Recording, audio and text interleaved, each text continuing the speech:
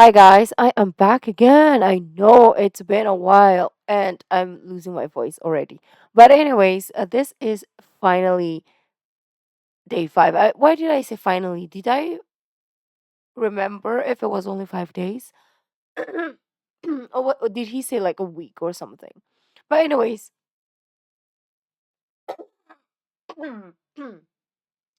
I've been sick, but it hasn't like I got sick December 30, 31st until today. I've been coughing like crazy. I don't know what happened, but it hasn't left.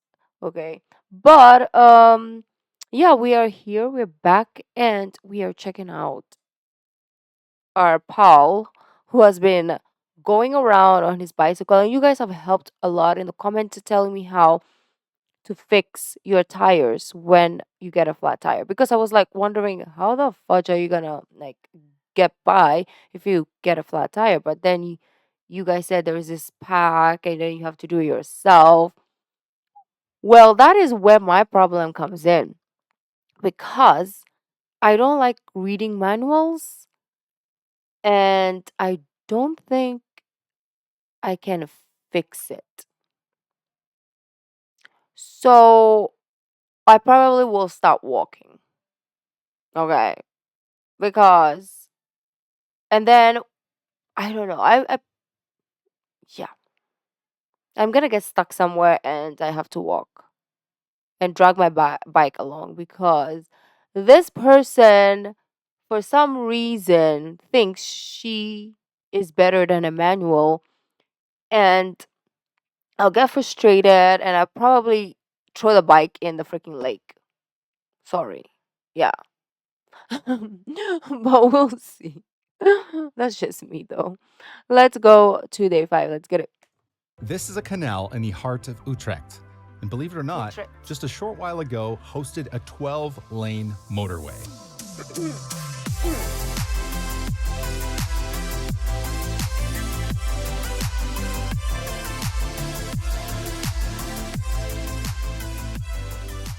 All right, so it's day number 6. I had a great sleep last night in that hostel. I think it was called Bunk. It was actually pretty nice. It was like a capsule hotel. But I'm in the downtown of Utrecht right now. Check this out. This is where I'm at. I don't know if you recognize this, but if you don't, let me give you a little reminder here. There we go. So this here used to be a motorway. It was a motorway. Look at it. Look, that's ridiculous. They turned it back into a canal. This is a good reminder that it wasn't just Rotterdam that was seduced by the car. In the middle of the 20th century, plans were drawn up to build a ring road around the city core. Instead of bulldozing neighborhoods like we did in North America, they planned to pave over the existing canals. Construction began in the 60s, which led to a thoroughfare so wide that it could accommodate as many as 12 lanes for cars. However, the ring road was never completed due to local and national pushback, including the government declaring much of the old waterways as monuments. Only the western portion was ever completed, with a small portion of the north turned into a parking lot. And that pushback never ceased. In the late 90s, a group dedicated to removing the motorway eventually persuaded the city council to return the canal to its original state. And in stages, the canal was eventually returned to water, and where there were 12 lanes for cars, there are now just 2. But more importantly, there are lovely places to hang out with friends or even go for a float. In fact, it even has some old ruins for which I could not find any information, perhaps the foundation of Vredenburg Castle, which once stood here. But if you know, please leave a note in the comments. I gotta say, I really like Utrecht. As in Delft, I felt like I could stay there for a few days and just relax, but I feel like I could live here. It has energy, a lot like Amsterdam, but feels cleaner and fresher. Me I too. really love it. And just steps away, so over that way, is the busiest bike intersection, maybe in the world, and the world's cycling capital. It might be the cycling capital, but as some suggest, Groningen may have that crown. But honestly, I still can't believe how many people on bikes you see riding around Utrecht. It's amazing. But back to Vredenburg, the busy bike intersection I talked about in the previous day is actually known for their miffy traffic lights. named so for the character that shows up on the pedestrian light, a beloved cartoon bunny rabbit appearing in a series of Dutch picture books. And just one street over along another canal is where you find that picturesque spot fit for a postcard. Restaurants, bars, cafes, gelato, and so many people, mostly walking, some floating, and even in cars? Doesn't seem like the most practical. But this is the heart of this city, and it's truly a wonderful place to spend the day. And if you choose to do that, you may decide to arrive by bike, because why wouldn't you? But you naturally need to park it. You could, of course, find a rack or a pole to attach it to. However, if you're already in the city center, you might as well check out the bicycle parking at Utrecht Centraal, because this is the biggest bicycle parking facility in the entire world. The area surrounding the station has over 33,000 spots to park a bike. There are many outdoor racks like this massive one, and some indoor parking like this one on the west side. But the spot I want to highlight is the eastern 3-floor parking garage, with enough space to fit over 12,500 bicycles. It was completed in 2019 at the cost of over 30 million euros, or more than 2,400 per space, which sounds like a lot, but considering that a car parking space like this can cost as much as 50,000 euros per space, so I think you're getting a pretty good deal. There is an entrance on both the north and south side of the garage, which you just ride your bicycle into. In fact, you could ride your bike right through as a shortcut if you wanted. But as you enter the garage, you are presented with the current availability on each floor. The lowest floor is typically used by folks wishing to take a train, as there is a direct access tunnel. The top floor used by people wanting to visit the mall or local businesses, and the middle level reserved for subscription holders. All you need to do is tap your transit pass, an OV chip card, and ride on through, where you will find more granular information on availability, telling you how many spots are open in each row, split for top and bottom racks. The bottom racks are naturally more popular, as you just need to roll your bike in and lock up. And the upper rack works by pulling it straight out and down, placing your bike on the rack, locking up, and with the help of a pneumatic piston, back up and into place. If your bike doesn't fit into either, there is space available for bakfiets or other irregularly shaped bicycles. And this garage is also home to a whack load of OV-feets, which is the bike share program you'll see all over the country, and even a bike shop if you're in need of repairs. But when you're ready to retrieve your steed, as long as you remember where you parked it, just ride to the exit and scan your OV chip card. The first 24 hours are free, with each additional day costing just around €1.50. Now, it may seem a bit silly to get this excited about a parking garage, but this is actually a big deal. Because one of the main reasons people choose not to cycle is not having a secure place to lock their bike. And a project like this can bring in that latent demand with a convenient and safe place to leave your wheels, whether or not you plan on taking a train. But what I find wild is that even though there are over 33,000 spots here, it often gets close to full, so officials do what they do. Expansions are in the works. Damn. But after spending an unusually long time in a garage, I had to take off towards Amsterdam. But first, I took to the plaza up top, where I found one of the Netherlands' most venerable food establishments with a name so bold, it'll make your mouth water. Mannequin Piss. Their fries and frikandel make great bike fuel, which I would need for what was ahead, because while it wasn't the longest list, After telling me the name and then you show... Okay. But anyways, that is an interesting name for a food court or food place, whatever you call it. Um, yeah. As long as it's not poop, I guess we're good. Okay, we can deal with piss. Stop thinking weird, guys. make great bike fuel, which I would need for what was What is ahead, that? because Oh. while it wasn't the longest leg, Mayo. just a Oh. simple 33 kilometers to the outskirts of Amsterdam, it would turn out to be the toughest of the entire trip. So I headed north out of Utrecht towards my final destination. I love the name.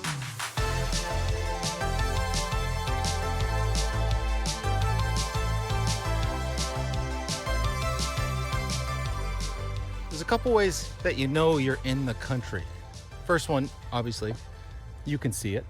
I can show you guys what that looks like. As you can see, it's beautiful, it's quaint, it's lovely. But the other one that doesn't really quite make it to the YouTube page is the smell. Oh, she's fresh out here.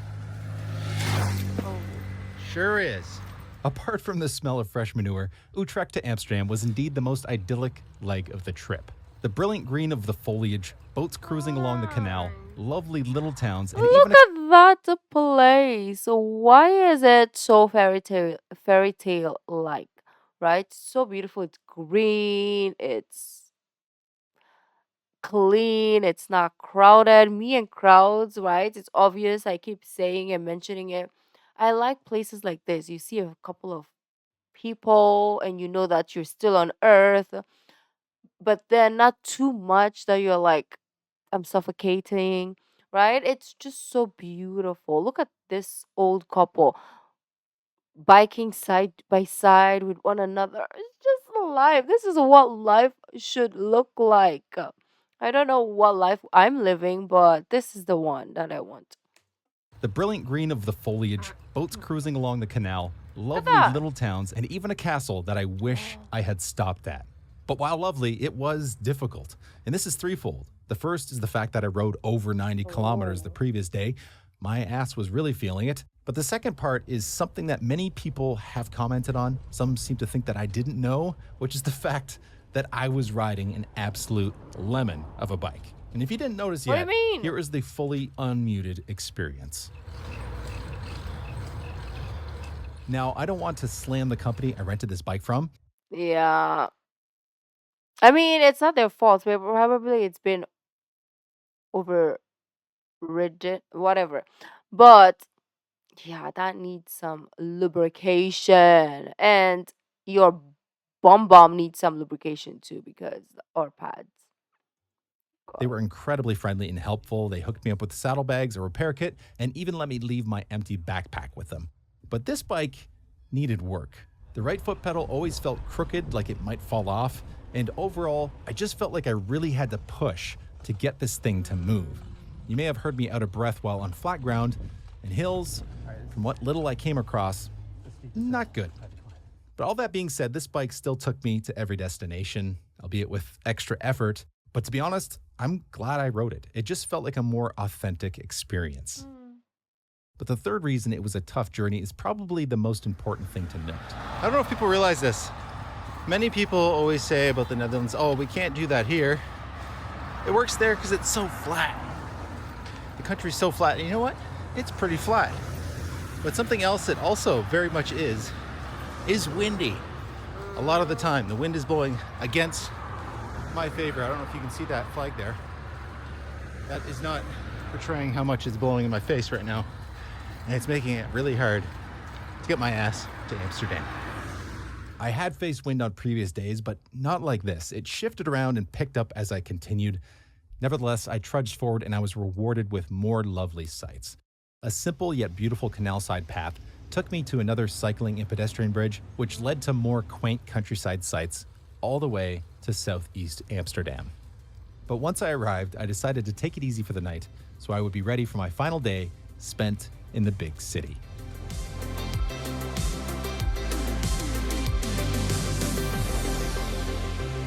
I finally decided to open a Patreon page because I would like to keep this channel as independent as possible.